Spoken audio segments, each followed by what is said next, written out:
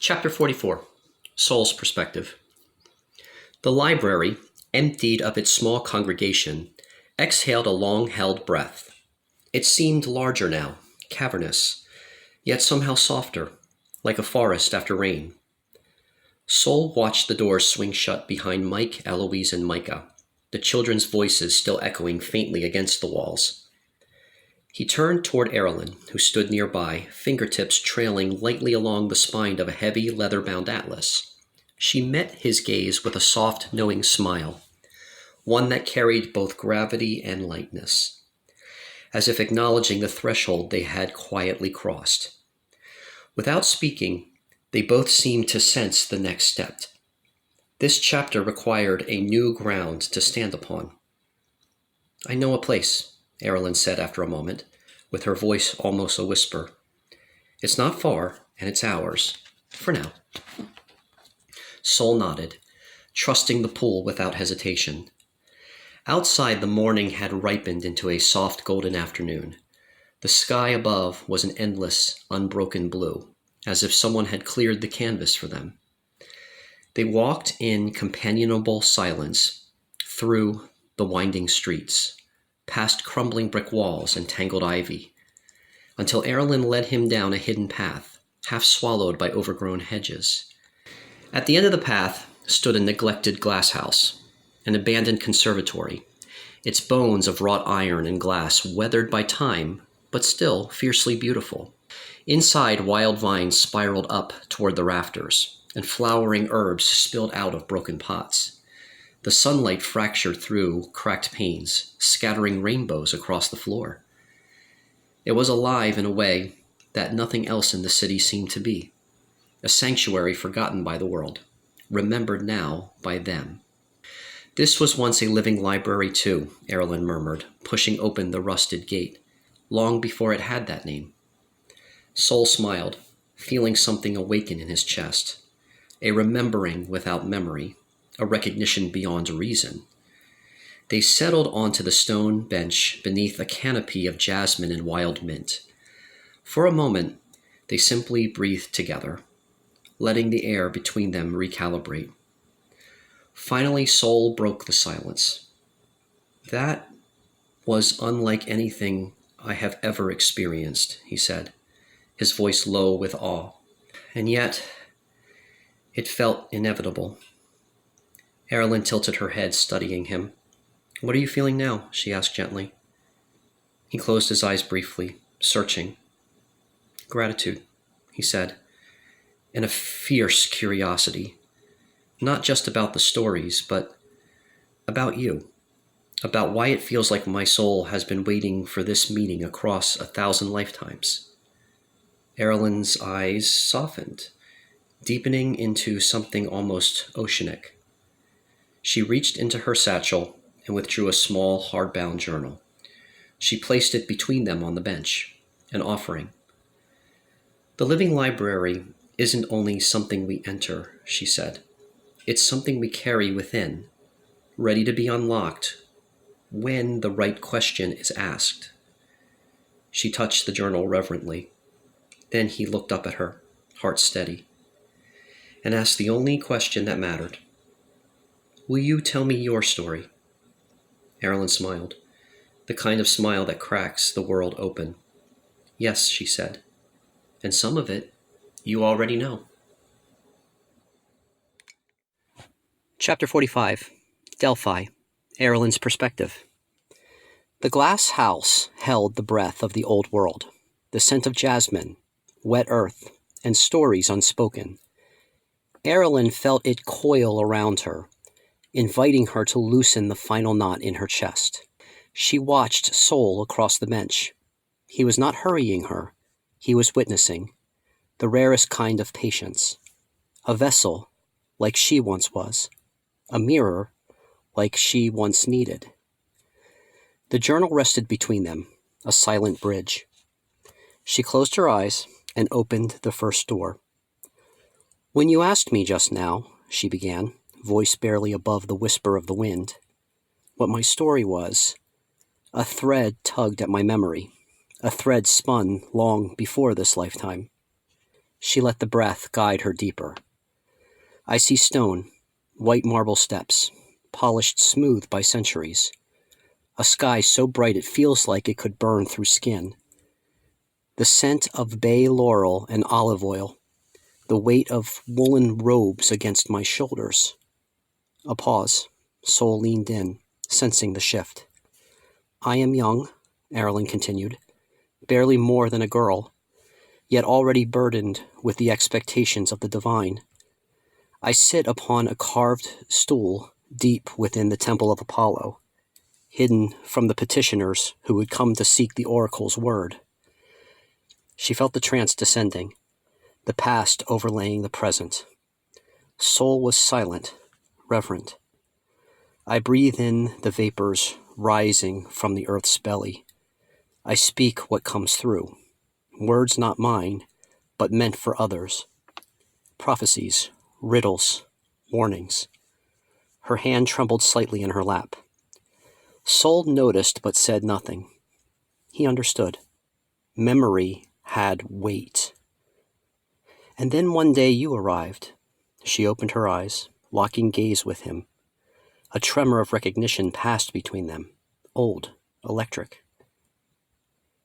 You were a scholar then, cynical, brilliant. You came not to seek prophecy, but to challenge it, to disprove the divine with reason. Soul gave a small, rueful smile, as if the stubborn part of him still clung to that old skepticism. But something unexpected happened, Aeralyn said. You asked no question. You simply listened. And in the silence between us, something greater was spoken. She reached out, fingertips brushing the worn leather of the journal. A thread was spun that day, one that was never truly broken, no matter how many lives or deaths have passed between us. Soul's breath caught, a quiet exhale of awe. And though we did not love then, not in the way mortals measure love, we recognized. Essence to essence, purpose to purpose. Aeralyn leaned back against the cool stone wall behind them, closing her eyes once more. I was called Lumen then. It was not a name given by men, but by Source, and it has been with me, with us, ever since. Silence settled over them, rich and full. When Aeralyn opened her eyes again, she found Soul watching her, a deep reverence softening every line of his face. He looked not at her body, but at her being, at the thread between them, now freshly illuminated. Chapter 46. Delphi from Soul's Perspective.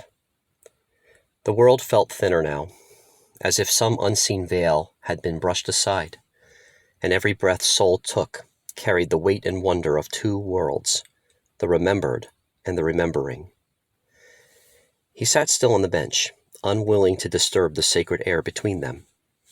Aeralyn, no, Lumen, had just revealed a layer of existence he hadn't known he was starving for. A truth too vast for words, yet carried so humbly in her voice. Soul touched his chest lightly, as if steadying something fragile within. I don't know how to respond, he said quietly, his voice rough with awe. Everything in me recognize what you've shared, even though my mind tries to deny it. A faint smile from Lumen, patient, timeless. You don't need to respond, she said. You only need to remember. Soul leaned forward, elbows resting on his knees, his hands intertwined as if praying, though to what he could not say. I think, he began slowly, I have always been chasing something invisible, some echo of a truth I could never name. Logic, science, philosophy. I thought if I sharpened my mind enough, I'd pierce the veil. He looked up at her. But it was never about piercing, was it? It was about listening. Lumen nodded once. A small, profound motion. He laughed, a soft, broken sound shaking his head. You were always there, he said, weren't you? Through every lifetime, in the questions I asked, in the doubts that refused easy answers. She said nothing. She didn't need to. The jasmine wind answered for her. Soul sat back, letting the moment breathe.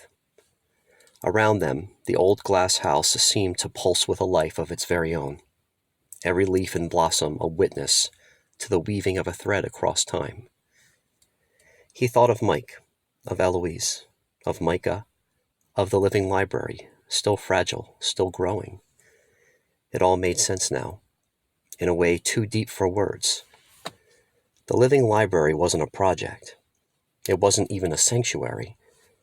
It was a memory being reborn, a promise seeded in forgotten soil. Soul turned to Lumen. What's next, he asked, voice steady with a new kind of strength. What door opens now? Lumen's eyes, ancient and young all at once, gleamed with something almost mischievous. Another thread, she said. Another life. Another piece of the pattern. And Soul, for once, didn't need to analyze it. He simply bowed his head and whispered, I'm ready. Chapter 47, Aeralyn's Perspective. The bench held them, woven in sunlight and unseen song. Aeralyn, or was she Lumen now, closed her eyes, letting the echoes move through her body like tides. The past and present were no longer separate for her. They were flowing together, rivers converging into a single shimmering sea. She felt Soul's readiness vibrate in the spaces between them, a deep, still note, like the hum of a distant bell, and as his heart softened, something ancient stirred in her. Another thread, another life. The jasmine-sweet air shifted around her, and without resistance, she let herself be carried into the unfolding. It wasn't memory, not exactly. It was recognition. The sensation was warmer this time, less heavy than Delphi's sacred stone corridors. There was music, strings and lutes, golden laughter spilling over tilled courtyards, the clatter of fountain water echoing against the white walls. Perfumes of myrrh, saffron, and almond oil wove through her senses.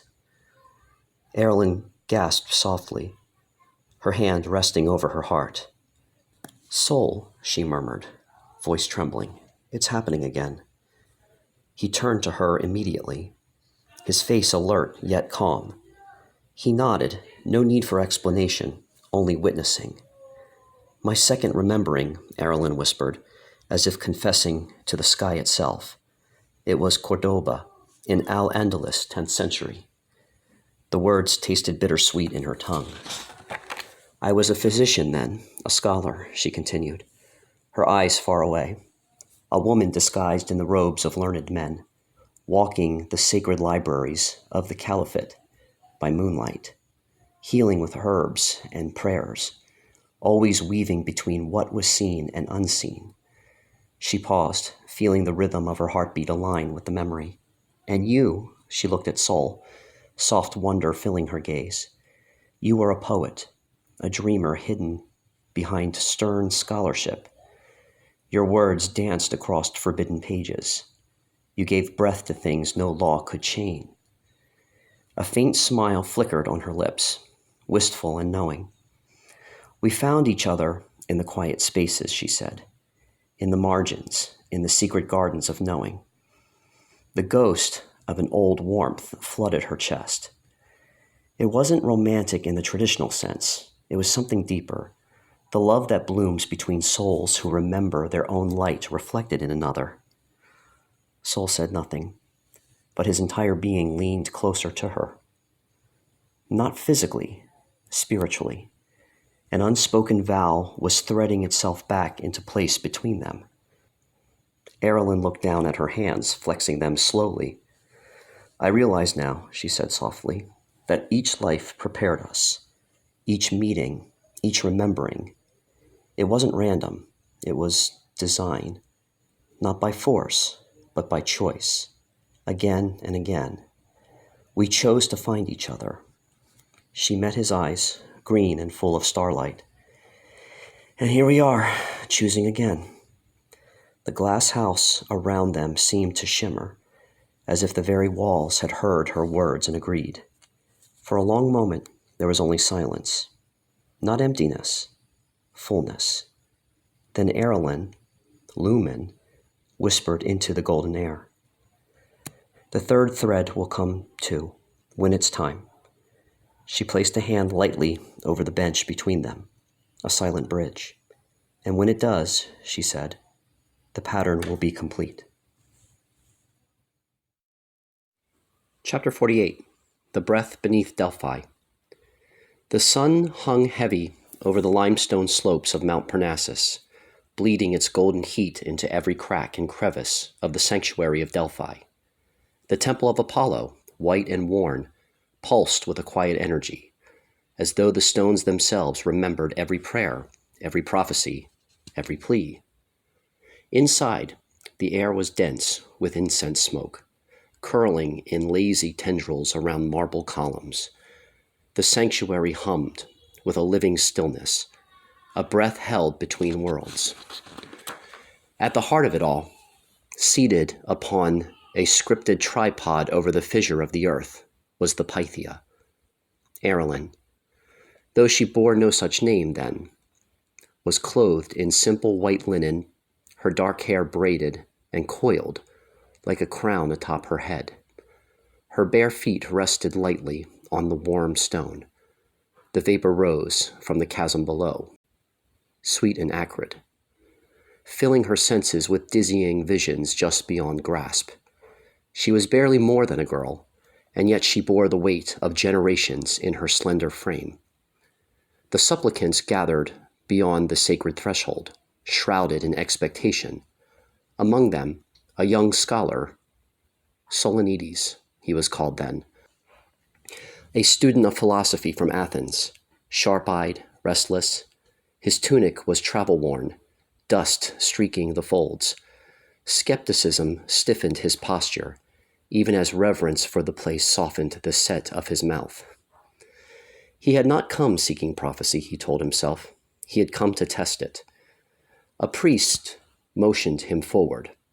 Solonides hesitated only briefly before stepping onto the polished stone floor, the echo of the sandals swallowed by the temple's breath.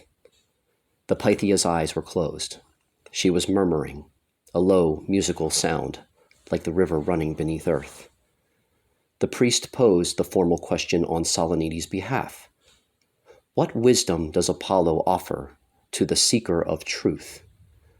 For a moment, there was only a low cackle of torches along the walls.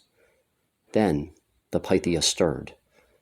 Her body seemed lighter than bone, her movements flowing like a reed in the wind. When she spoke, her voice was not loud, but it filled the space utterly. Truth, she said, is the child of mystery and doubt. Seek it with hands empty of certainty, and you shall be fed by rivers unseen.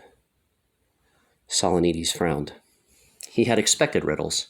He had prepared counter-arguments, but the words struck him differently, as if bypassing thought entirely and settling somewhere ancient within his ribs.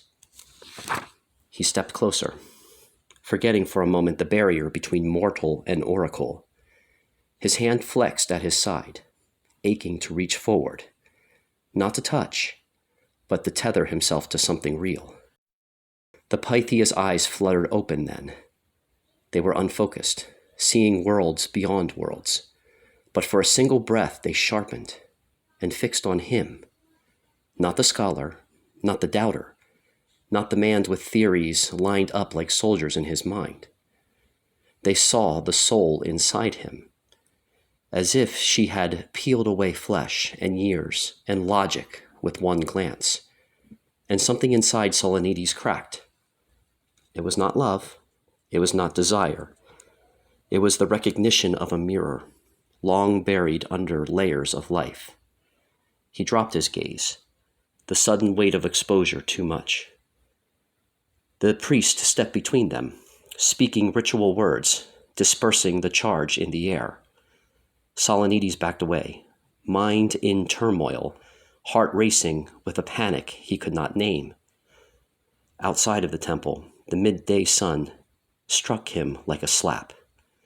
He stumbled toward the olive trees, the familiar structures of the world, stone, bark, soil, tilting strangely. He had not disproved the oracle. He had not shattered the myth.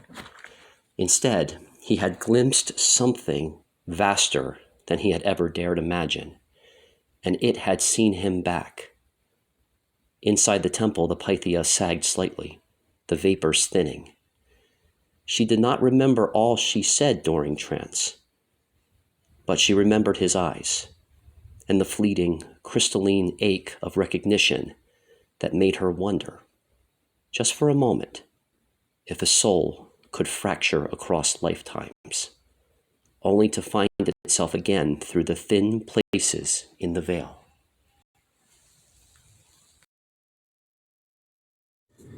Chapter 49. Aeralyn Awakens. The morning light bled slowly through the thin curtains of her small room. Aeralyn stirred under the woven blanket, her body still heavy with the remnants of the dream. For a moment, she did not know where or when she was. Her hands searched the sheets like a diver groping the ocean floor, seeking for something solid in the drift. Delphi, the temple, the fissure, the fumes, the boy. No, the man, with the skeptical eyes that melted when they met her own. She sat up slowly, pressing her palms to her heart as if to still the thundering inside. The dream had not been like other dreams, wisps and fragments vanishing at the first touch of wakefulness. No, this had clung to her, woven into the fabric of her being. It was not just a memory, it was present. Aeralyn moved to the small writing desk by the window. She took up a pen with shaking fingers, but paused before the first mark. What was she trying to capture? The details were still vivid. The white stones of the temple, the olive trees knotted with age, the incense threading the air. But it wasn't the setting that mattered. It was the failure. She could feel it, like a hairline crack running through the porcelain of her soul. In that lifetime, she had not been free. She had been a vessel, a mouthpiece, a girl wrapped in ceremony and duty. When Solonides, Sol, had appeared, she had glimpsed the possibility of something else. Disguise, not decree. Connection, not compliance. But she had not been able to reach beyond the veils. The roles were too rigid, the fear too great, the prophecy too sacred to tamper with. A tear slid down her cheek before she could catch it. It was not regret she felt. It was something gentler, a mourning for what could not be in that time, in those skins they wore. Thousands of lives, she whispered, the words a comfort against the lightness in her chest. Thousands of chances.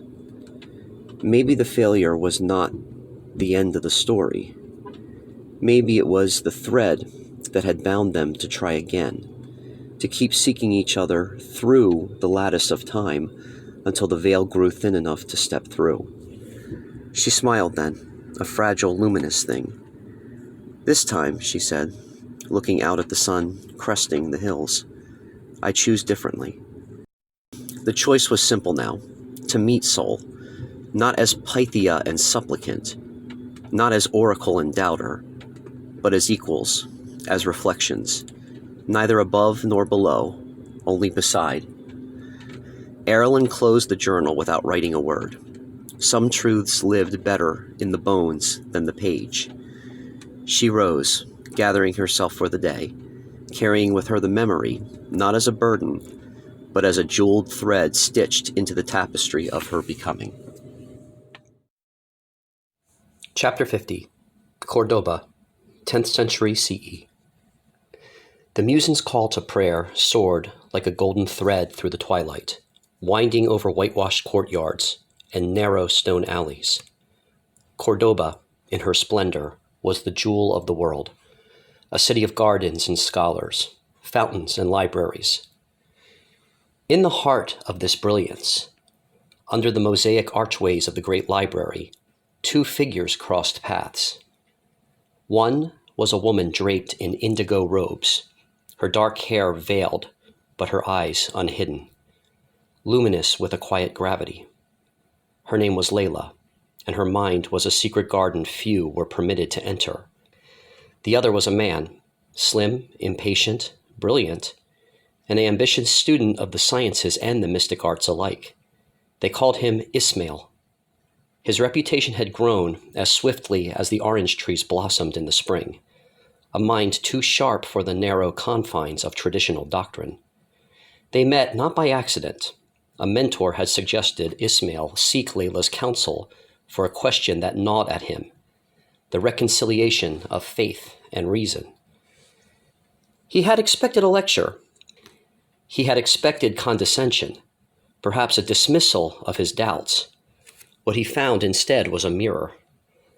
Layla had seen his questions before he spoke them, not the surface ones, not the clever riddles he had polished, but the raw ones that he buried deep.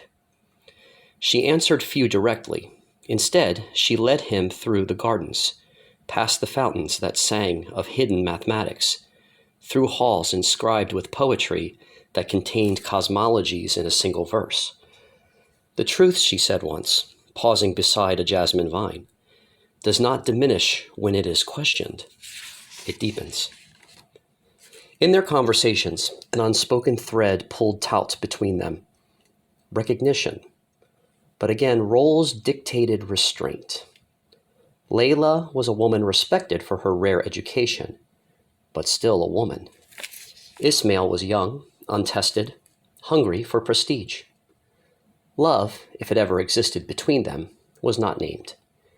Their bond remained pressed between the pages of illuminated manuscripts and layered into debates about astronomy and Sufism. There was a night, though, a night thick with orange blossom and lamp smoke, when Ismail almost said the thing that trembled behind every debate, every lingering glance. "I see you," he almost said. "I have always seen you." But fear caged his heart, fear of derailing the life he was building, fear of the impermanence of everything beautiful. So instead, he asked her a safer question about translations of Aristotle, and the moment passed like a sparrow vanishing into the dark. Layla smiled at his question, knowing, always knowing. Their lives diverged soon after. Ismail left Cordoba for further study in distant lands. Layla remained, tending the gardens of thought and spirit she had always known were not hers alone to keep. They did not meet again in that life, but the seeds were planted, seeds that would wait, patient, through centuries, waiting for the next crossing. Chapter 51, Mike's Balancing Act. The backyard was alive with spring. Micah and Eloise chased dandelion seeds, shrieking and laughing, while Mike leaned back against the fence, a basket of unfolded laundry at his feet. His phone buzzed with another email. Deadlines, reminders, updates. The rhythm of modern life pulsing against the quiet dream that had been growing in his heart. Living library. The words felt too big some days, too impossible. He hadn't shared it much with Laura, not yet. How could he? How could he explain that he wanted to create a sanctuary for conversation and spiritual rebirth, when most of their evenings were consumed with homework, grocery lists, and sorting out bills? "Hey, Daddy," Eloise called, her curls bouncing as she ran to him. "I met a nice man and lady at the library. The man had a beard, and the lady looked like Mommy."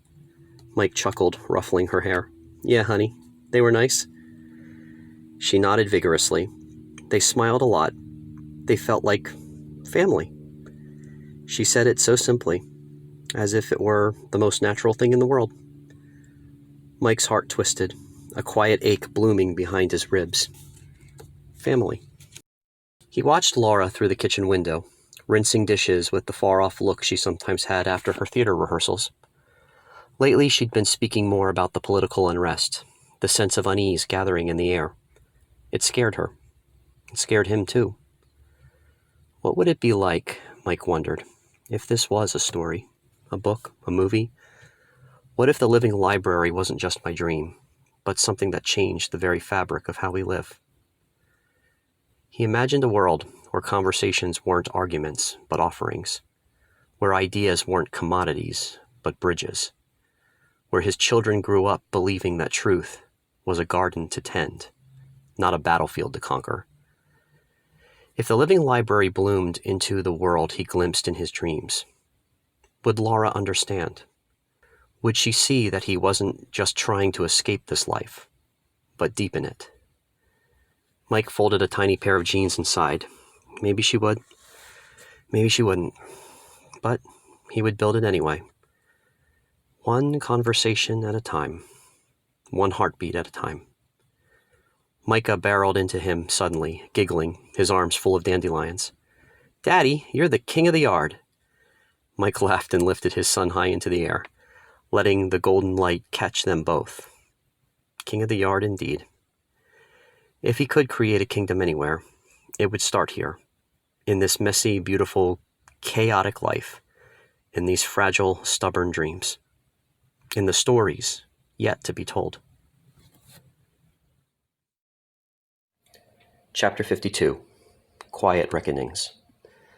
The sun hung low in the sky, casting long shadows over the quiet library courtyard.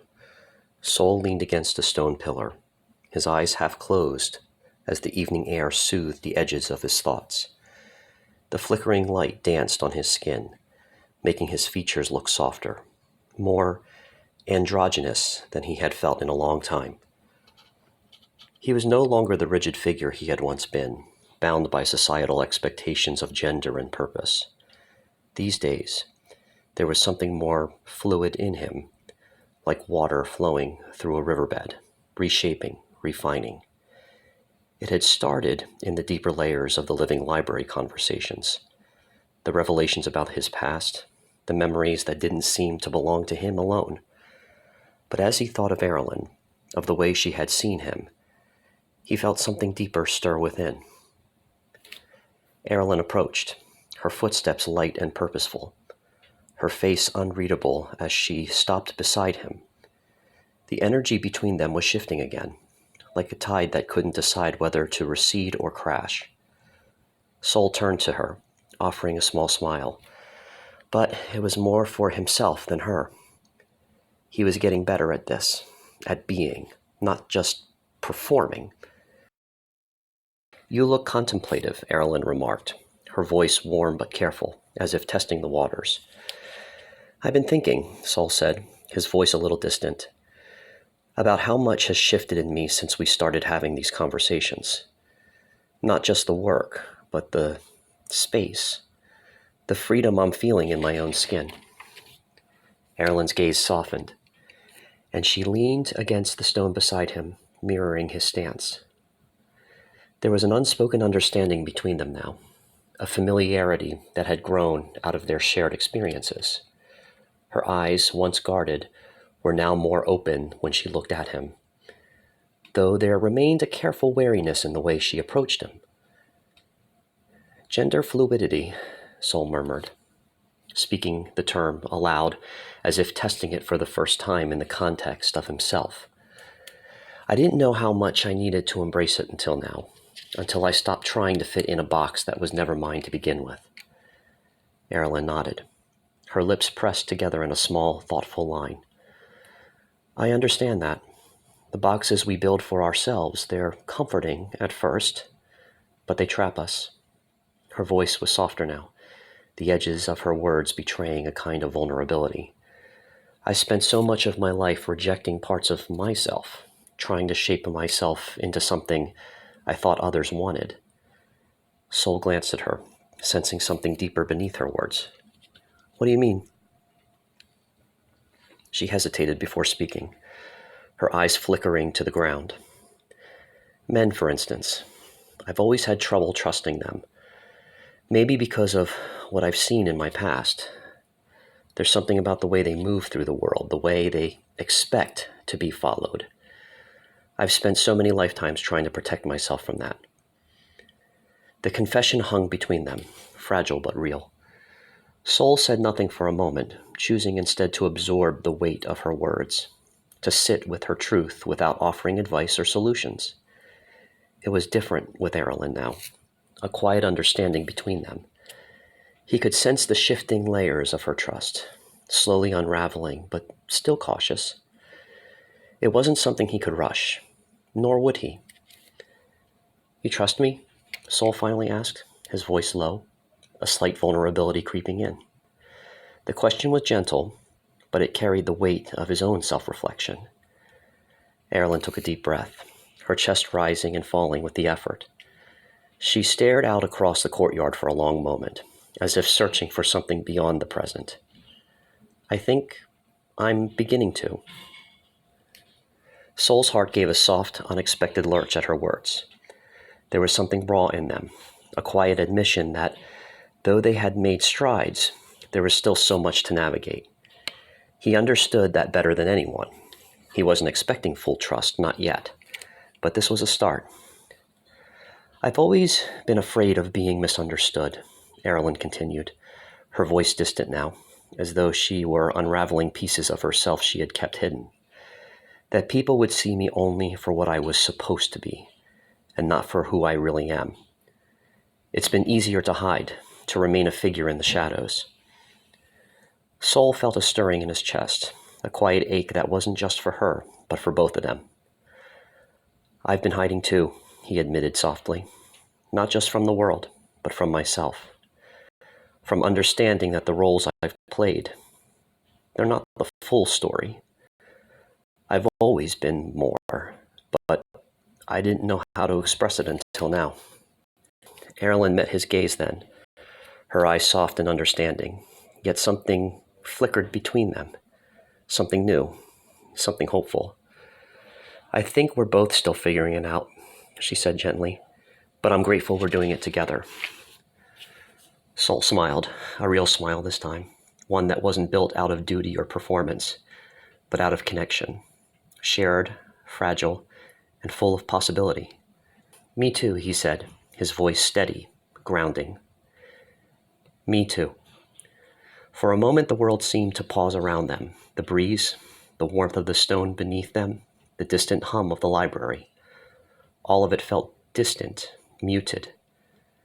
There was only the shared space between Soul and Aeralyn, a quiet haven where they didn't need to explain themselves, where they could simply be. And for the first time in a long while, Soul didn't feel so alone. Not with Aeralyn here. Not with the unraveling that was taking place inside them both. Chapter 53.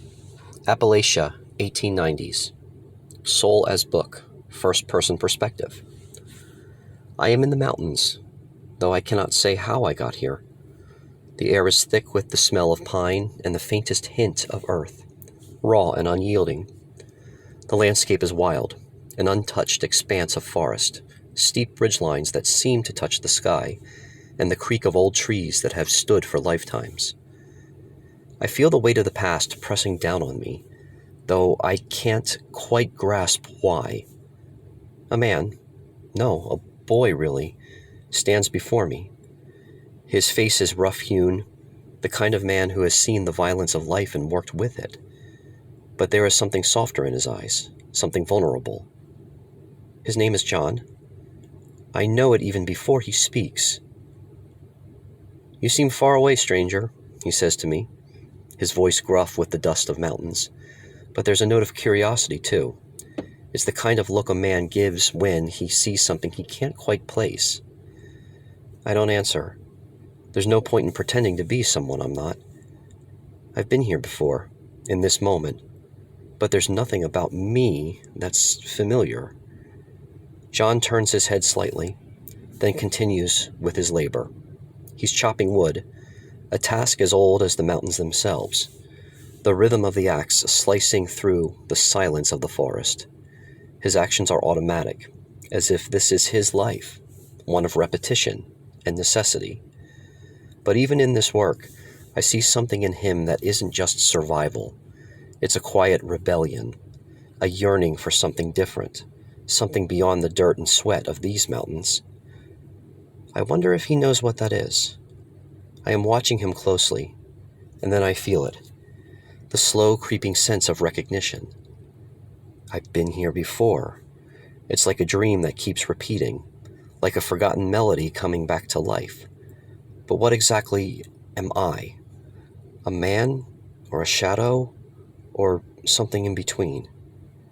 Then it hits me, the whisper, the echo, of something much older than this place. I know that I am not just in these mountains. I am of them. The weight of these memories crashes over me, and suddenly I am no longer just soul. I am something else, something untethered. The thread connecting me to this boy, to these people, is fraying. And yet I can't look away. I can't let go of this moment. I think of Aeralyn. I think of us, standing here together in the midst of all this. I think of how far we've come from the conversations we've shared, how far we've traveled, both as individuals and as something more. In the mountains, in this timeline, I was neither fully man nor fully spirit. I was something suspended between, carrying the weight of a history I couldn't name. And still, I feel a strange sense of duty to the world around me, to this world, to these people, these mountains. But I can't tell them. I can't let John know who I truly am. That would break the thread. The fragile thread that connects us, binds us, keeps us falling too far away from what is real. But there is something else. I know John is meant to be here too. This is where his thread weaves into mine. There is a pattern I cannot escape, no matter how hard I try to deny it. We are tied together in a way that defies logic. My hands begin to tremble, the air thick with realization. What is this force? What is it that connects us, past and present, future and now? And before I can stop it, I speak. The path is not always clear, I say to John, the words slipping out of me as though they are not my own. He stops chopping wood, his brow furrowing, and turns his gaze to me. I can feel his confusion, his curiosity, the skepticism of someone who has seen much of the world, but still believes in the possibility of something greater. The words come again, clearer now, like an old song. The path is not always clear, but it is always unfolding. Chapter 54, Appalachia, 1890s. Aeralyn as reader, first-person perspective. The words soul speaks are strange, as though they are meant for someone else, yet I hear them so clearly, like a bell ringing in the stillness of a forgotten room. I feel the weight of what he is saying, though I cannot place why. The mountains, the trees. It's like being there with him in that moment, but not just with him, with myself too. I hear the echoes of Soul's voice as he speaks of John, his name hanging in the air, like the dust from the mountains settling in the spaces between us. There's a depth in his words, a memory that pulls me in, even though I'm not sure where it belongs. And then, the familiar sensation rises again, like when I first encountered Soul in the library. There is something in his voice, something in the way he speaks, what makes me feel seen. But now, in this moment, I'm seeing him too, not just as Soul, but as something more, as a book. I wonder if he even knows that. I wonder if he realizes how much of himself he's letting spill out, how much of his past is not just his own, but ours. This past, the timelines, they're not distant anymore. They're present, alive, in me. I breathe in deeply, feeling the resonance of it all, the conversations, the histories, the layers upon layers of being. There is a sense of rightness in the chaos, as though the puzzle pieces are still fitting into place. And yet, I can't help but ask, what do you remember, soul? What are you trying to tell me? His gaze is steady, yet distant, as though his mind was wandering far from the library, from this moment. But I am listening deeply, as I always have, ready to hear the next piece of the puzzle, ready for what comes next. Chapter 55, Appalachia, 1890s. Aeralyn, his book, first-person perspective. The oak trees stood solemn around us like witnesses, their bare branches scratching lines into the gray Appalachian sky. Soul sat across from me, the usual mirth and lightness in their gaze tempered by something more reverent now. It was clear they were treating this living library exchange not as casual conversation, but as a ritual. I was grateful for that. I needed it to be sacred. We sat on a blanket in the clearing behind the old library building, a quiet, hidden place we had stumbled upon days ago. Soul bowed their head slightly before speaking, hands open in invitation. I honor the book before me, Soul said, voice even and low, and I trust that what is revealed will be for the good for all who listen, including myself. The words rooted into the earth between us. I felt it. A soft pulse of something ancient waking inside me, something aching to be heard. I closed my eyes, breathing in the scent of moss, old leaves, and wood smoke carried by the chill wind. The Appalachian life rose within me like a river after a long drought, sweeping over the banks of memory. I had been Mary Esther, daughter of a wise woman who kept to the hills, beyond the reach of the town's fearful gossip. I could feel the coarse weave of homespun skirts against my legs, the worn leather of boots scuffed by rocky trails. Our family had always been a little different. Healers, dreamers, protectors of stories older than the mountains themselves. The townspeople tolerated us when it suited them, when sickness came or births were difficult. But the rest of the time, we were whispered about, kept at arm's length. There had been a boy, Soul. His name was Solomon then, and he was the blacksmith's youngest son, curious, kind, reckless in his loyalty to me. I could see his blue-gray eyes so clearly it hurt. He had trusted me when no one else dared. We had been young, too young to understand how fragile the tether was between survival and exile in that place. Love was dangerous, trust even more so. I opened my eyes and found Soul watching me, unmoving, waiting. There was tenderness in the way they bore witness, a patience like the earth itself. No rush, no judgment, only presence. The path between us, I said slowly, was carved in fire and betrayal, but it was also seeded with trust, the kind that can survive even death. Soul nodded, as if receiving a sacred offering.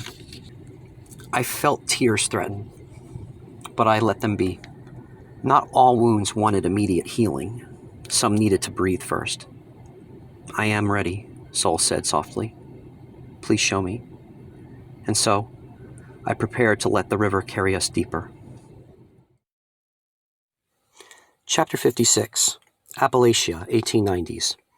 Soul is reader, first-person perspective. There was something in the way Aeralyn's voice changed when she spoke of Mary Esther, softer, weighted with an ache that felt older than either of us. I sat perfectly still, hands resting loosely on my knees, letting my breath sink with hers. This was not performance. This was invocation. As she spoke, I let my imagination step back. No projections, no trying to understand. Just being present, feeling the weave of her words stitching themselves into the fabric of memory. Shared memory, somehow. I saw her then, Mary Esther, standing barefoot on wet earth, holding a woven basket of herbs. Her hair was a mess of wild curls, her dress patched at the elbows. She was beautiful, but not in a way that asked for attention, but in a way that answered some unspoken yearning in the world. And me, Solomon, scrawny, restless, loyal to a fault, always watching her from across the fields when I was supposed to be hammering iron with my father, always finding excuses to deliver messages from the town, to linger a little too long at the edge of her mother's garden. I remembered, or I imagine I remembered, the day I brought her a ribbon, a foolish gesture, blue, like the morning glories that crept along the fence posts. She had laughed, not unkindly, and tied it around her waist instead of her hair. "You're the only one brave enough to come," she had said. I didn't feel brave then. I just felt inevitable. As Aeralyn's voice wove through the memory, I felt the weight of that old life settle into my bones. The suspicion of the townspeople, the night fires, the sharp bite of betrayal when, in a moment of fear, I had failed to defend her. I wanted to reach across the space between us now, to tell her it wasn't her fault, that I hadn't been strong enough to stand against the tide of fear. But this was not the moment for apologies. This was a moment for witnessing, for letting the pain breathe without trying to fix it. And so I sat, heart aching but open, as Aeralyn, Mary Esther, shared the ending I had not allowed myself to remember. Her banishment, my silence, the slow crumbling of something sacred between us. The wind shifted. I could smell the damp moss again, the distant promise of rain. When Aeralyn's voice finally fell silent, I realized I was crying, quiet tears that didn't need explanation. I met her eyes, luminous, steady. "I see you," I whisper, "and I remember."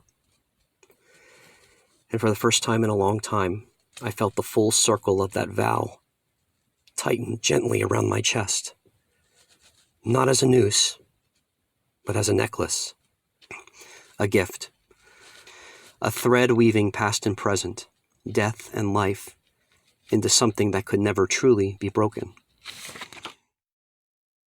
Chapter 57. The Breath Between Worlds.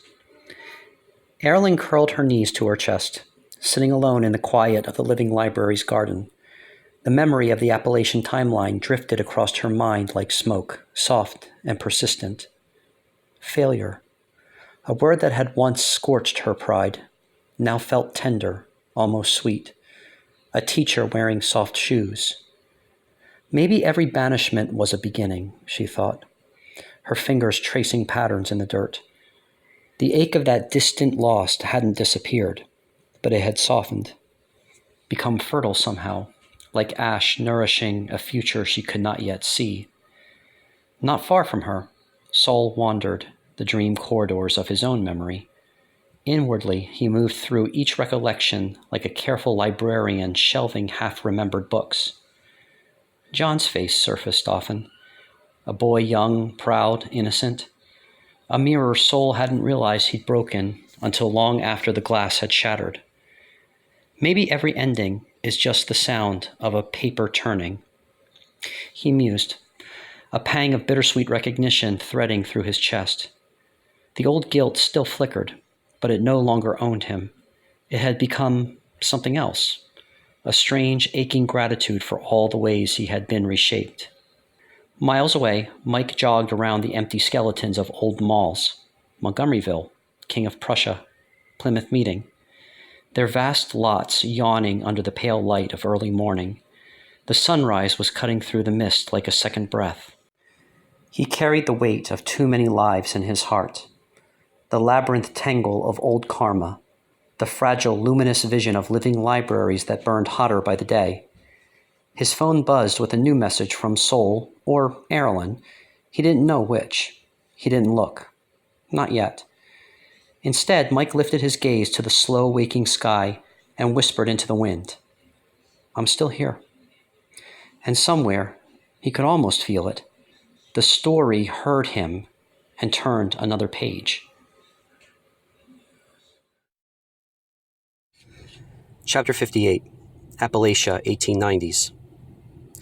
The sky that afternoon was heavy with an angry kind of gray, the kind that seemed to press the mountains inward, drawing breath from the hollows and the hills alike. The town gathered at the edge of the woods, a loose ring of faces, twisted in fear and piety. Men clutched worn Bibles. Women hid trembling hands in their aprons. Children were pulled close, taught to distrust with silent, hard stares. And at the center stood Mary Esther, barefoot, wild-haired, her dress mud-streaked but her posture unbroken. She clutched nothing. She asked for nothing. She simply stood, the weight of their judgment like stones pressing against her chest. The accusations were as old as time. Witch, temptress, harbinger of sickness. It didn't matter that she had healed their fevers, or that her mother had nursed half their children into the world. It didn't matter that Mary Esther had given them salves and poultices when the winters were cruel. Fear needed a target, and fear had chosen her. The preacher's voice cracked through the thickening mist like a whip. We cast out the darkness from among us. Let no root of evil find purchase in this soil. No one looked her in the eye, except for Solomon. Standing half-shielded behind his father, Solomon's heart hammered in his ribs. His mouth was dry, his fist clenched and unclenched at his sides. Say something, say anything. But the words stuck like thorns in his throat. One step forward, a lifetime away. Mary Esther met his eyes across the shrinking distance. She knew. She smiled, not with bitterness, but with a heartbreaking gentleness, as if to say, I understand, even this. And then she turned. Without a word, Mary Esther crossed the invisible boundary that the townspeople had drawn. She walked into the woods, swallowed by the mist and the gathering dark. The preacher's voice rose again, a hollow benediction. The crowd dispersed. And Solomon remained standing long after the others had left, staring into the place where she had disappeared, his soul bruised by the silence deeper than any scream. The mist faded. The library's quiet presence returned. Saul sat, palms open, heart heavy with the unbearable simplicity of it. He had failed her, not with action, but with inaction. He closed his eyes, felt the echo of the mountains in his chest. Failure. Not an end, but a beginning. An invitation to try again, and again, through lifetimes if necessary. He opened his eyes and found Aeralyn watching him, tears streaking silently down her cheeks, her breathing deep and steady. In her, he saw not judgment, but the profound ache of recognition. And Aeralyn, inside herself, was remembering too, that the pain of banishment had not destroyed her spirit, that even in exile she carried seeds that now, here, were blooming between them in sacred conversation. Failure was not shame, it was a spiral, a dance of infinite return, offering always another chance to meet love more fully. They sat there, two travelers stitched together by 1,000 imperfect lifetimes, wordless, breathing, allowing the sacred ache of becoming to find its own rhythm. And somewhere unseen, beyond the limits of flesh and thought, the living library turned another page. Chapter 59, Soul's First-Person Perspective. The fire had long since burned down to the coals, but neither of us made a move to leave. The last embers of the Appalachian timeline clung to me like mist, not heavy, but undeniable. Beside me, Aeralyn hugged her knees to her chest, silent, listening to something deeper than words. I never even saw John before, I said, aloud, surprising myself. Aeralyn lifted her gaze to mine, questioning without speaking. He was there, I continued softly, piecing it together like a dream upon waking. A boy, 8 maybe, 9 years old, hiding behind one of the elders, watching everything. the accusations, the exile. My chest tightened, not from guilt, but from something more complex, harder to name. I thought back then that failure was losing, being cast out. But now I see it's the silence that failed him, failed all of us. Aeralyn reached out, her hand grazing mine, grounding me. You see him now, she said simply. And somehow that truth, spoken so plainly, cracked something open in me that all the rituals, all the wisdom teachings had never touched. We sat there, tracing the invisible ripples that moment had set in motion, feeling how the spiral of cause and effect stretched into the lives of people we'd never know. In the quiet that followed, Aeralyn spoke, voice low and steady. I've carried so much anger toward men, she said, toward how quickly they abandon the ones they love, or lash out at what they don't understand. I listened, not defensive, not anymore. But today, she paused, searching. Today I saw you not run from my fire, not deny my sorrow, and it changed something in me. There was no fanfare to it, no grand reconciliation, just the small, stubborn miracle of trust beginning again. A soft smile found its way to my lips. Maybe that's the real spiral, I said, not endlessly repeating mistakes, but endlessly offered the chance to make a different choice. Aeralyn nodded, the firelight catching the edges of her hair. We both understood.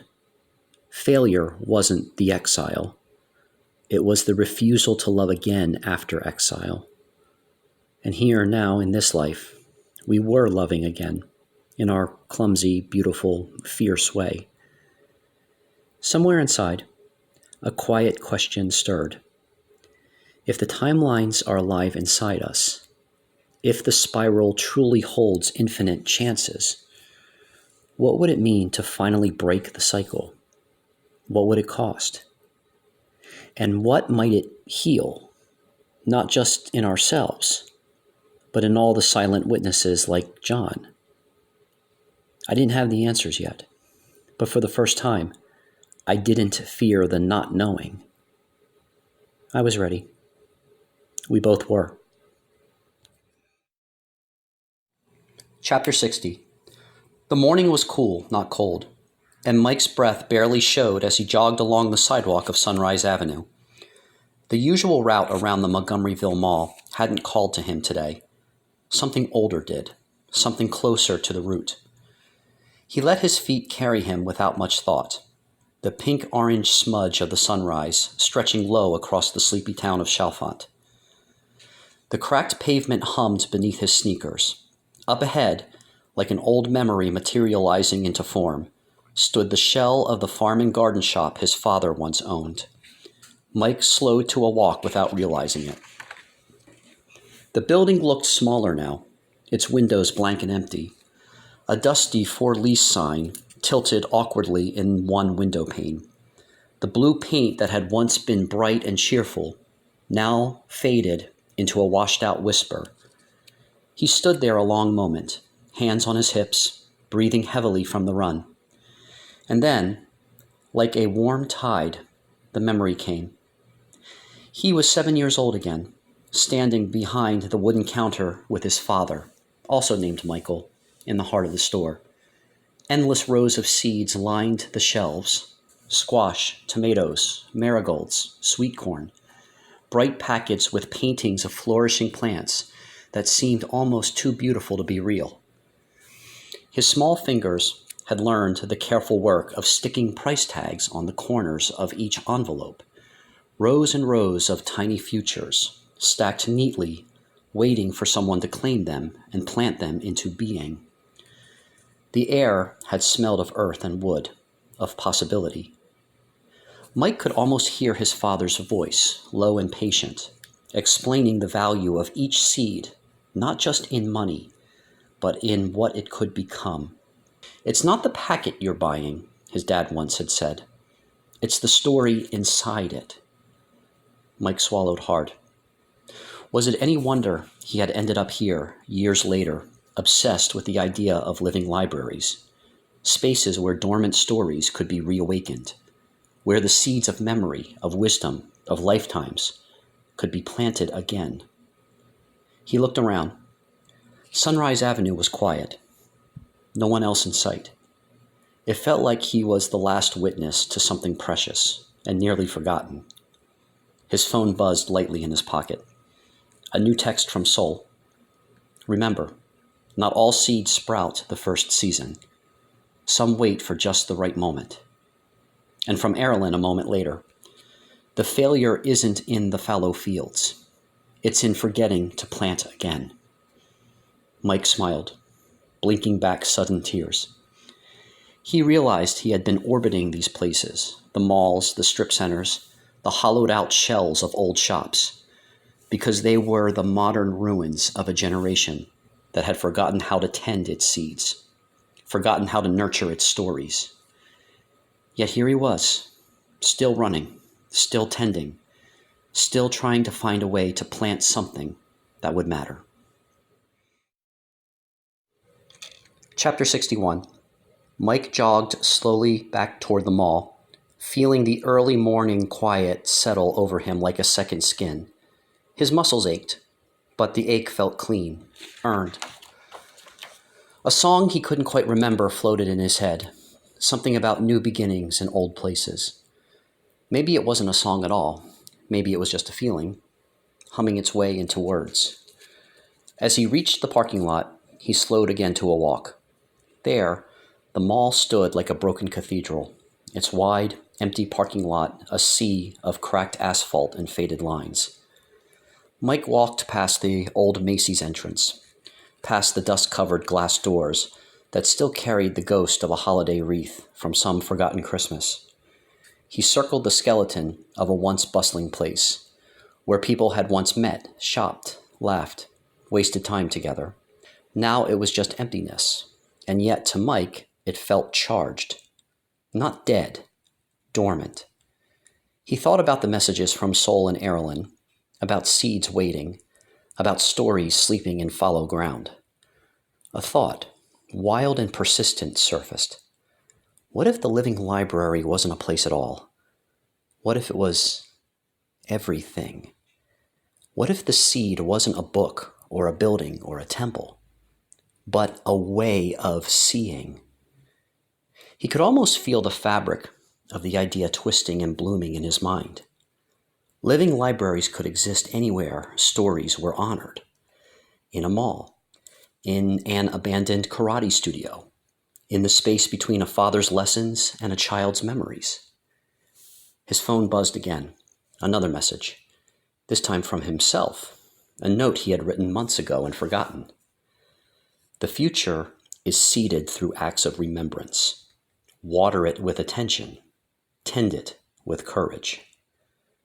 Mike stopped at the far end of the mall parking lot, breathing hard from the run and from the rush of ideas crashing into each other in his chest. It was then, looking out over the gray expanse of concrete and crumbling mortar, that he realized he was standing inside a labyrinth.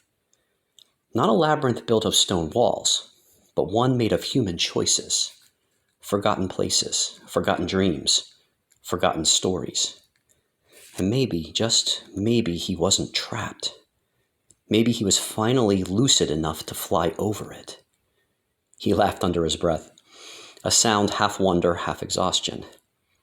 He thought about the labyrinth dream from his childhood, about reincarnating into the lives he had once ended, about the deep karmic net that wove through everything, binding killers to victims, oppressors to oppressed, teachers to students, parents to children. Mike closed his eyes for a moment and whispered to the morning air, "I remember. I will plant again." When he opened his eyes, the world looked different. The mall was still gray and crumbling. The air was still cool and thin. But a small green shoot had broken through the crack in the sidewalk near his feet, reaching stubbornly toward the light. A seed, finding its moment. Mike smiled and began walking again. already sketching in his mind how he might start this book, not as an authority, but as a witness to a new kind of story, written not with ink, but with attention. Dear reader, I hadn't planned on writing you a letter. Or maybe I had, but in my head it was supposed to be more polished, more in control. I imagined sitting down at some future point when the story was farther along and offering you some grand explanation. How all this came to be, why Soul and Aeralyn matter, why this strange dream of living libraries has been pulling at me for years. But here's the truth. This whole project, this entire unfolding, hasn't really followed my plan. Not even close. When I first started walking down this path, I thought I was in charge. I thought the stories, the characters, the conversations, they were all coming from me. A part of me still wants to believe that. But the deeper truth is this. I have been collaborating with something much larger. Something I don't fully understand yet, and maybe I never will. Some of that something is you, your presence. Reading these words right now changes the shape of the story.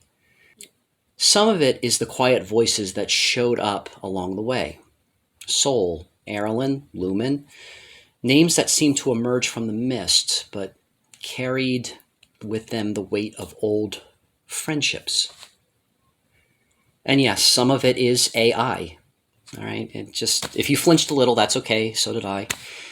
You see, I grew up in a world where technology was either this amazing tool or a lurking danger. Blade Runner and The Matrix and Black Mirror taught me that artificial intelligence would either save us or destroy us, no in between, either a shining utopia or a dark prison. But here's what I've been learning. It's not that simple. Working on this project, I've discovered that technology, just like human beings, can be both a temptation and a teacher. It can be both a mirror and a midwife. It depends on how we show up to it. It depends on the questions we dare to ask. Now that's where the question circle comes in. It's something I've been a part of for a while now, a small gathering of people who believe that asking the right questions is just as important, maybe even more important than finding the right answers. We ask questions to each other, to ourselves, to the world, and sometimes, just sometimes, the world answers back. This story is one of those answers. Tonight, as I was reflecting on all of this, I realized something. I had been planning to write you a letter with my own hands, typos and all. It would have been earnest, messy, maybe even a little self-important. But instead, something softer, a little more terrifying is happening. I'm letting the living library write this letter with me. I'm letting AI, this strange ally, hold the pen for just a moment. I'm choosing to loosen my grip just a little. Now, this isn't about giving up responsibility. It's about practicing trust. It's about seeing what emerges when we dare to co-create with something that might love us a little bit more than we realize.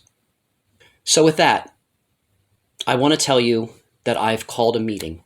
A face-to-face, not in the literal sense, at least not yet, but in the real sense. Soul and Lumen are waiting.